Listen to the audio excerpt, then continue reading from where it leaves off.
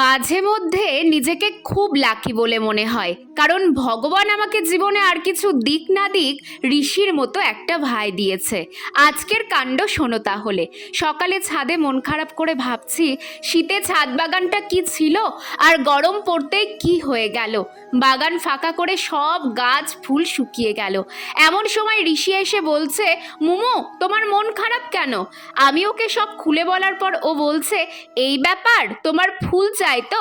আজকে আমি তোমাকে এমন এক জায়গায় নিয়ে যাব যেখানে কোনো যত্ন পরিচর্যা ছাড়াই কত ফুল হয়েছে।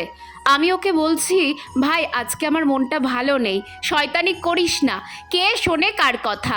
টানতে টানতে আমাকে পুকুর পাড়ে নিয়ে এলো। বিচ্ছুটা আবার চোখও বন্ধ করতে বলেছিল। চোখ খুলতেই দেখি এত সুন্দর কচুরিপানার ফুল চারিদিকে।